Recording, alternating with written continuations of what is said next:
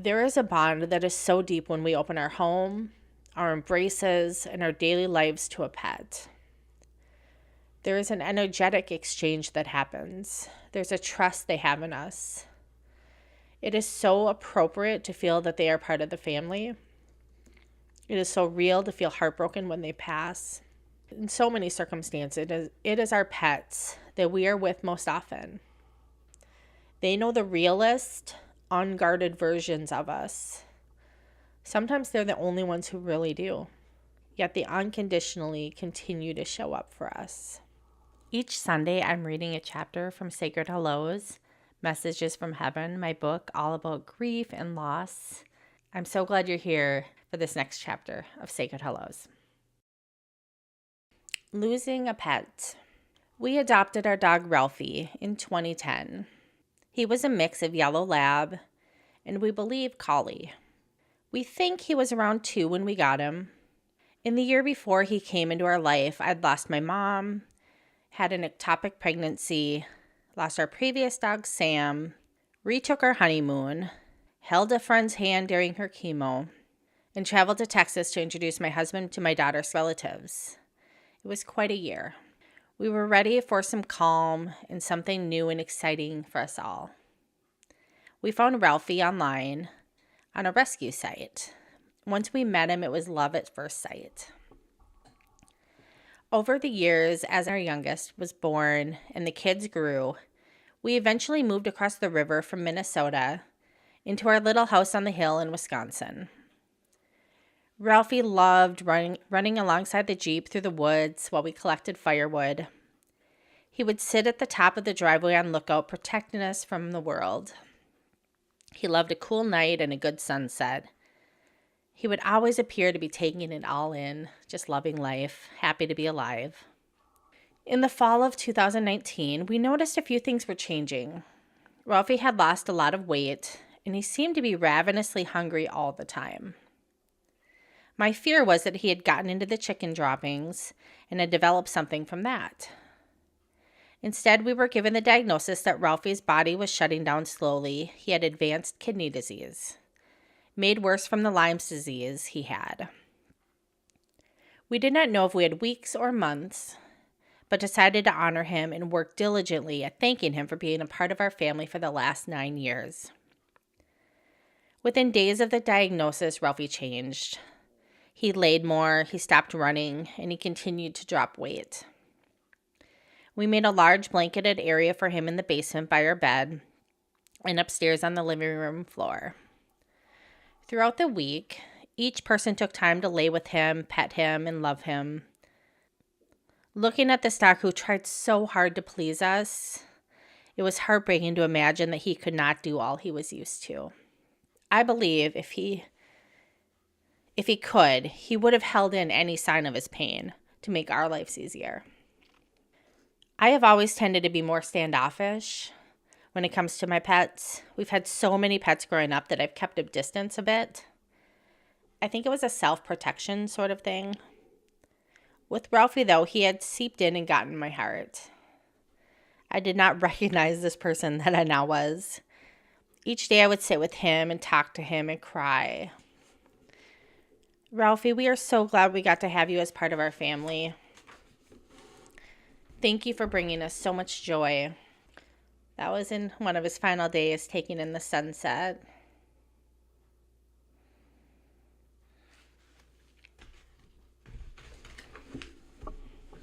Thank you for bringing us so much joy. We love you so much and we are here to help you. It's okay, boy. You did so good. You are such a good boy. Tears would stream down my face. Sometimes the words would flow easier than others. Within a couple weeks, Ralphie was barely eating. I would spend the day working and teaching Aspen's homeschool while Ralphie slept. We took little moments of time to spend with him in between other daily tasks. I'll never forget the day where Bruce carried Ralphie outside in the morning, then carried him back into the living room upstairs before he left for work. I had to go to the workshop up by the garage, and I told my son Aspen to keep an eye on the dog. 5 minutes later, I came back inside and noticed Ralphie was not in the living room. It had been a few days since he had walked much on his own, so my heart dropped as I went running from room to room trying to find him. Then I eyed the long staircase to the basement. I was scared to look. I was so scared that he had attempted to walk down and had fallen. Deep breaths. I worked up the nerve to peek around the door frame to see the basement. There was no sign of him. So I walked downstairs and looked around, and there was Ralphie lying peacefully on the floor by our bed. I will never know how he mustered up the strength to get down there. He stopped eating altogether within days of that experience. For water, he would only take an ice cube here or there. He was fading. He did not appear to be in any pain, so we decided we would allow him to pass at home. As long as he seemed comfortable, we would do what we could to make that happen. Honestly, this was both beautifully sacred experience and an in-our-face, heart-wrenching decision. I am glad we were able to make this choice, but I would never judge someone who would have instead taken Ralphie to the vet and had him euthanized at this point. Had I not worked from home and had he shown any amount of pain, or had Bruce not been able to carry him when we needed, there were so many factors that had one of those things been different, we would have had to make a different choice. Ralphie would still eat ice cubes for the next few days. After that, he would allow us to wet his lips. And by the last couple days, we would set a washcloth and wet his mouth for him. We had wet a washcloth and wet his mouth for him. He mostly slept. He would muster the strength to change positions occasionally. And even up until the last day, he would wag his tail when we entered the room to show that he knew we were there, even if he did not lift his head. It's funny how imagining that just...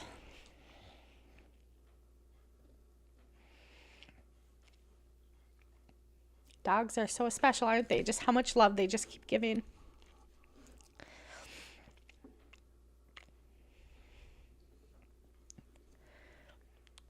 A few days before he passed, there was a gorgeous winter sunset. We wrapped Ralphie in his favorite blanket and Bruce carried him outside. We came inside and let him have some alone time outside. It was a beautiful gift to watch him stare off into the sunset that day. It was also a realistic step for us to surrender a bit of control and let him have this experience.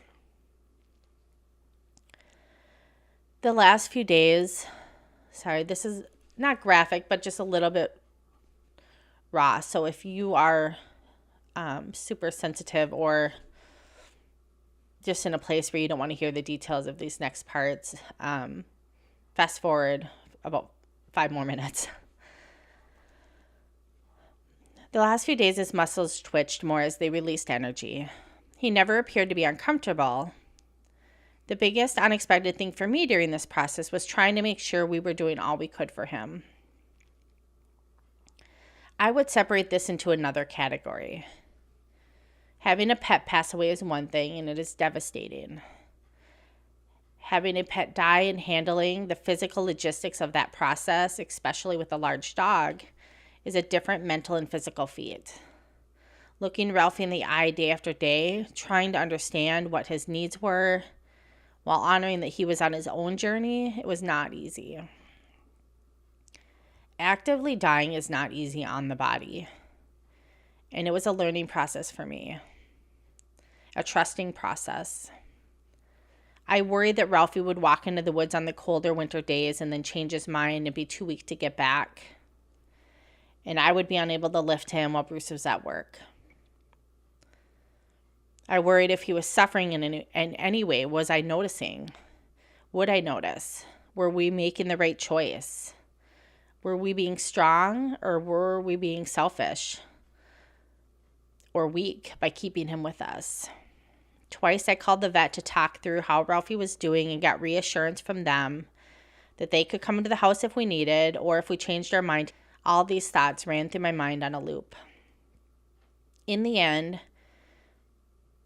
I tried to think of everything I had learned and everything that came to me as I prayed for wisdom and calm. What ended up being the strongest and wisest message that I clung to was this: I can handle this. I can simply hold space for Ralphie. I can trust that I will know what to do. I can call the vet for assistance. I can do internet searches. I can call Bruce to come home from work.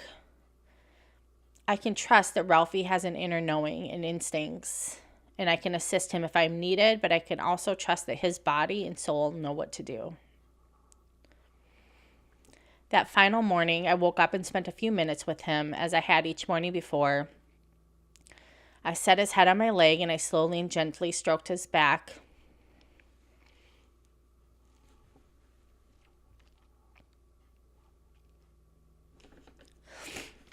Over and over. I wet his mouth and I thanked him again. Okay, I'm going to pull it together. I assured him we would be okay and that it was okay for him to go. I told him about my mom and our other pets who were on the other side waiting for him. He put his paw up on my leg that was stretched out in front of me, and I put my hand on it and tried to imagine myself energetically exchanging gratitude and love with him. Okay, I'm going to just reread that. Okay, I put my hand on it and tried to imagine myself energetically exchanging gratitude and love with him. After a few minutes, I had to head upstairs and begin homeschooling with Aspen and told Ralphie I would be back in a little while to check on him. Around 9:30, I asked Aspen to go peek and see how Ralphie was, and he came running back upstairs and said he wanted me to look. Ralphie had managed in his final moments to move off of his blanket, and I found him across the room. He laid so peacefully, his back to me, and I held my breath as I scanned him and realized he had passed. I tried to be stoic, but I failed. I sobbed as I looked back up at Aspen, who waited at the top of the stairs. I mustered all the strength I could to walk over to our beloved dog and cover him up with his blanket. I felt relief for Ralphie. I knew he was no longer suffering, but I felt sadness for us. Later that day, we buried him on a special place in our property. I was grateful to the strong man I was married to. I thought back to the night we found out Ralphie was sick, and in his own way of coping, Bruce had went outside to a specific spot near the woods with a shovel and a trailer and started digging. He knew the ground would soon be frozen, so he had thought ahead and dug a large hole and then covered it with plywood and put the trailer of dirt in the workshop so it would not freeze.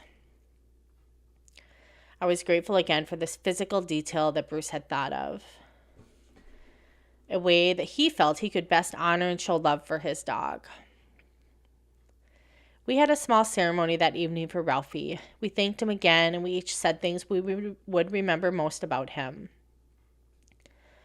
I believe it's important to ceremoniously stop time and bring reverence to such moments. Honoring the dying process for Ralphie was such a sacred learning experience that there is no rushing death, no planning it out, no outsmarting it. Instead, we are left with allowing, honoring, and observing. It is up to us to find ways to actively infuse love and gratitude into the sadness and uncertainty. This process, strangely enough, prepared me for another death that would show up just a few months later in our lives. I learned another lesson as well during this experience that I've never really understood before then. There is a bond that is so deep when we open our home, our embraces, and our daily lives to a pet. There is an energetic exchange that happens. There's a trust they have in us. It is so appropriate to feel that they are part of the family. It is so real to feel heartbroken when they pass. In so many circumstances, it is our pets that we are with most often. They know the realest, unguarded versions of us. Sometimes they're the only ones who really do. Yet they unconditionally continue to show up for us. Here's the other illustration.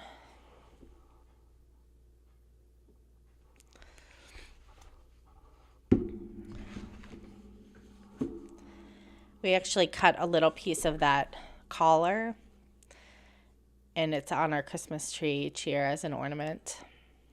Just a little piece with the hook. You guys, I did not expect to get that emotional reading about Ralphie. I thank you for being here. That's the only chapter in this book about pet loss. And I had experienced that as I was writing this book, so it happened at the time where I could capture it. But this is the book I'm reading from, Sacred Hello as Messages from Heaven. I'll put a link in the description. It's on Amazon and Kindle. It makes a great gift for someone who's experienced loss. I would recommend it on maybe the anniversary of the loss, not directly after a loss. As you can see, there's some stories that trigger a lot of emotion that can be really helpful at a certain point down the road, but when we're still so thick in it, a lot of the things that I share in this book aren't lessons that are for that time. They're for a little bit later as we're putting life together again and reflecting and trying to learn the lessons from all that we've been through. So, if you have a pet you want to honor or tell us about in the comments, I invite you to do so. Or any stories there. It's pretty amazing how every once in a while we let our dog now sleep at the end of our bed, and I'm like, it's just so bizarre to me sometimes that we have this animal that just lives with us and knows what we're saying and can respond to things and curls up, and it's pretty amazing. It can offer things sometimes that humans can't, and sometimes there's a lot we can learn from them. Thank you for being here. I invite you to join me again next Sunday as I'm going to read the next chapter of this book. Let me see what that chapter is. The weeks after. This was a hard time for me as I was pulling it together and still in survival mode, and what that really looks like in the weeks after a big loss of my mom. You're also welcome to go back and check out the other videos from this series. I'm going through and reading this entire book, along with a little bit of my own updated thoughts on it, since it's been 5 years since I published the book. So, thanks for being here. Bye.